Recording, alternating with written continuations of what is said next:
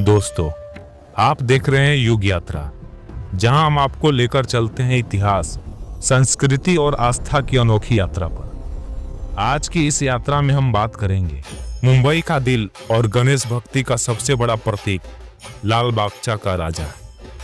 हर साल गणेश चतुर्थी पर यहाँ लाखों भक्त सिर्फ एक ही विश्वास लेकर आते हैं, बाप्पा यहाँ हर मुराद पूरी करते हैं। दोस्तों, वो दौर था जब भारत पर अंग्रेजों का शासन था। मुंबई की गलियों में मेहनत कश मजदूर दिन रात मेहनत पसीना बहाकर अपना और अपने परिवार का पेट पालते थे। लाल बाग के इलाके में एक बहुत बड़ी कॉटन की मिल थी। यही मिल थी उनकी रोजी रोटी और उनकी उम्मीद का, उनका एकमात्र सहारा। दोस्तों, लेकिन एक दिन सब कुछ बदल गया। अचानक किसी कारणवश वह मिल बंद हो गई। हजारों परिवारों की आजीविका छीन गई, चूल्हे ठंडे पड़ गए और मजदूरों के मन में निराशा छा गई। हर किसी को लगने लगा अब शायद कोई उम्मीद नहीं बची।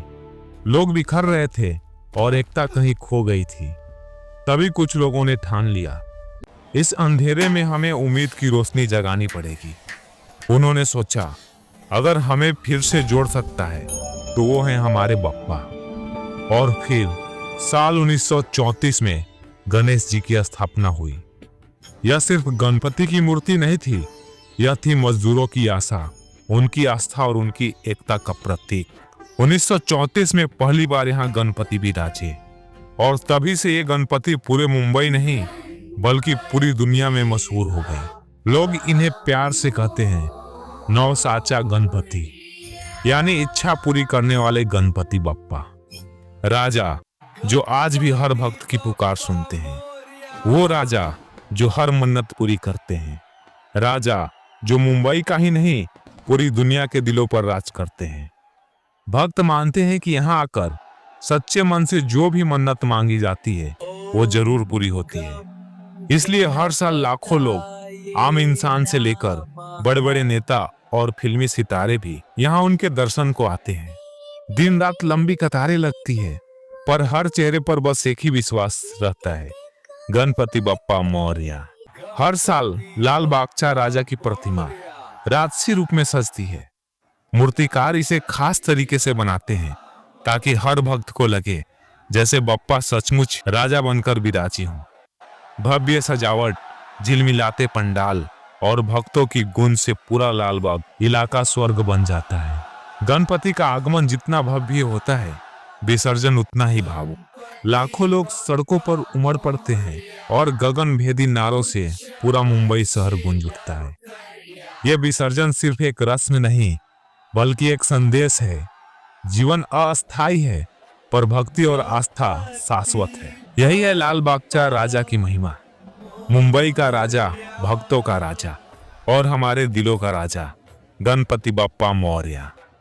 जब हम गणपति बप्पा को घर में और पंडाल में लाते हैं तो यह सिर्फ मूर्ति स्थापित नहीं होती बल्कि यह हमारा भाव होता है। हम अपने घर में भगवान को मेहमान की तरह बुलाते हैं। लेकिन क्या आपने कभी सोचा है गणेश जी के घर या पंडाल में 10 दिन तक क्यों रखा जाता है? तो इसका उत्तर धार्मिक, आध्यात्मिक और सामाजिक स्तरों पर मिलता है। दोस्तों, अगर धार्मिक दृष्टि से देखें तो गणेश चतुर्थी से लेकर अनंत चतुर्थी तक का समय बहुत पवित्र माना जाता है। इन 10 दिनों में हर पूजा पाठ, मंत्रोच्चारण और आरती से घर, परिवार और वातावरण शुद्ध हो जाता है। गणेश जी विघ्नहर्ता है, यानी जीवन की परेशानियों को और विघ्न को दूर कर देने वाले। मान्यता यह है कि यदि इन 10 दिनों में आप पूरी श्रद्धा से पूजा करेंगे तो जीवन में सुख, शांति और समृद्धि आती है। आध्यात्मिक कारण यह है कि मूर्ति स्थापना का असली भाव यह है कि भगवान बाहर नहीं बल्कि हमारे भीतर हैं। जब हम गणेश जी को 10 दिन तक रखते हैं तो हम रोज उनकी पूजा करते हैं, अपने भीतर धैर्य, अनुशासन और भक्ति को मजबूत करते हैं। अंतिम दिन विसर्जन हमें यह सिखाता है कि हर चीज अस्थायी है, चाहे वह दुख हो या सुख। हमें छोड़ना सीखना चाहिए ताकि नए अवसर और नई ऊर्जा हमारे जीवन में आ सके।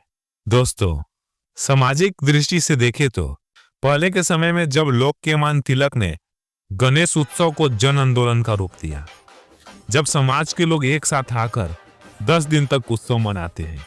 इन दिनों लोग एक दूसरे से मिलते हैं, भजन कीर्तन करते हैं, सांस्कृतिक कार्यक्रम होते हैं। इससे समाज में एकता और भाईचारा बढ़ता है। आज भी गणेश उत्सव को लोग परिवार और समाज को जोड़ने वाले पर्व की तरह मानते हैं। 10वें दिन गणेश जी का विसर्जन इसलिए किया जाता है क्योंकि यह दिन अनंत भगवान को समर्पित है। गणपति बप्पा को विदा करके हम उनसे प्रार्थना करते हैं, गणपति बप्पा मौर्या, अगले बरस तू जल्दी आना। यानी विदाई असल में बिछड़ना नहीं, बल्कि अगले साल फिर से उनका स्वागत करने का वचन है।